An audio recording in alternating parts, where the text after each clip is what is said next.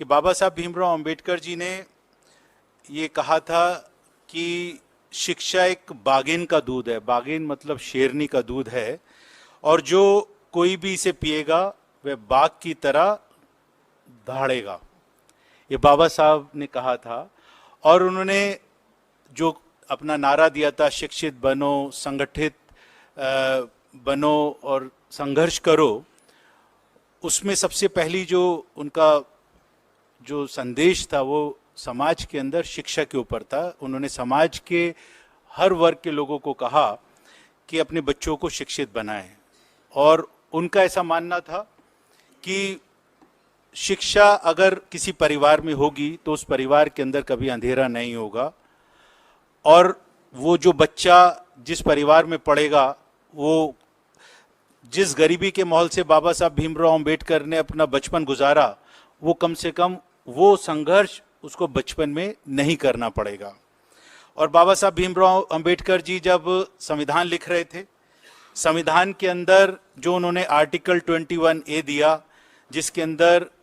6 साल से 14 साल के बच्चों के लिए कंपलसरी फ्री एजुकेशन का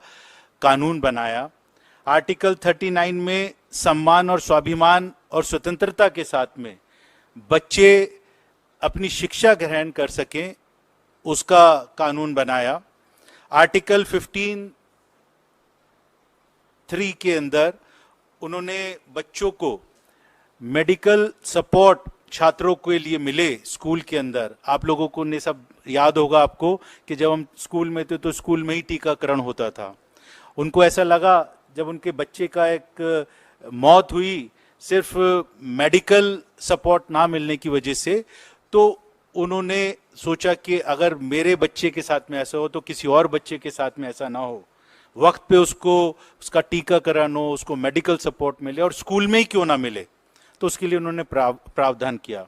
pre matric scholarship, post matric scholarship, ये बाबा साहब भीमराव अंबेडकर लेकर आए। और जो बाबा साहब भीमराव अंबेडकर ने एजुकेशन के ऊपर काम किया वो हम सब लोगों को मालूम है। लेकिन आज का मौजूदा वक्त ऐसा है, आज मौजूदा सरकार ऐसी है,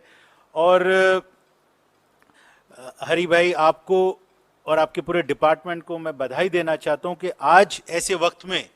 आपने द बर्ड्स में बाबा साहब भीमराव अंबेडकर का जो पूरा बुक लिखा, उनके बारे में पूरी डिटेल्स दी हैं आपने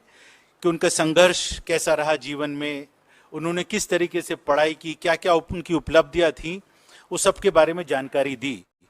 आज भारतीय जनता पार्टी जो न्यू एजुकेशन पॉलिसी लेकर आई है, वो न्यू एजुकेशन पॉलिसी इतनी खतरनाक है कि वहां पर सिलेबस का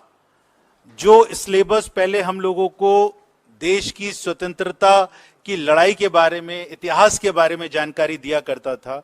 हमारे स्वतंत्रता सेनानी कौन थे उसकी जानकारी मिला करती थी, आज उस इतिहास को खत्म करने का काम ये भारतीय जनता पार्टी की न्यू एजुकेशन पॉलिसी लेकर आई है। पूरे सिलेबस को सेफ्रनाइज किया जा रहा है, उसका भगवाकरण किया जा रहा है। पहले हर प्रदेश के पास में, हर स्टेट के पास में कॉन्स्टिट्यूशन के हिसाब से उनको बच्चों को पढ़ाने के लिए सिलेबस बनाने का अधिकार था, लेकिन इसको सेंट्रलाइज करने के लिए जो एक प्रयास कर रहे हैं, एक षड्यंत्र में आरोप लगाना चाहता हूं भारतीय जनता पार्टी के ऊपर कि साउथ का बच्चा भी वही पढ़ेगा जो नॉर्थ का पढ़ेगा। ऐसा नहीं होना चाहिए, क्योंकि हर प्रदेश की अपनी संस्कृति है, उसका अपना एक इतिहास है, उसकी अपनी विचारधारा है, और वो जिस विचारधारा के साथ में, जिस संस्कृति के साथ में परवरिश लेते हैं, उसको वो वहां उस प्रदेश को अधिकार है कि अपने बच्चों को भी उसके लिए शिक्षित करे। लेकिन भारतीय जनता पार्टी जो काम कर रही है वो बहुत खतरनाक काम है कि बच्चों का अगर भगवाकरण होगा, अगर शिक्षा का भगवाकरण होगा, तो मैं समझता हूं कि इस देश का संविधान खतरे में है। और इस बर्ड्स के माध्यम से जो आपने 2 कार्यक्रम, एक तो डिंग डोंग बेल हरि भाई जवाहर बाल मंच ने लॉन्च किया है, करना चाहते हैं 2 अक्टूबर को, और एक मोहब्बत की दुकान, उसके साथ साथ में यूथ कांग्रेस के मेरे प्रेसिडेंट यहाँ पर बैठे हैं, मैं आपसे भी एक निवेदन करूंगा और हरि भाई आपसे भी निवेदन करूंगा कि आज संविधान खतरे में है और इस संविधान की रक्षा करना, जो राहुल गांधी जी, मल्लिकार्जुन खड़गे जी सीधे तौर पे आरएसएस के ऊपर आरोप लगाते हैं कि संविधान को भारतीय जनता पार्टी, आरएसएस के लोग खत्म करना चाहते हैं। आज उस संविधान को रक्षा करने की जरूरत है और आप हम सब लोग मिलकर क्यों ना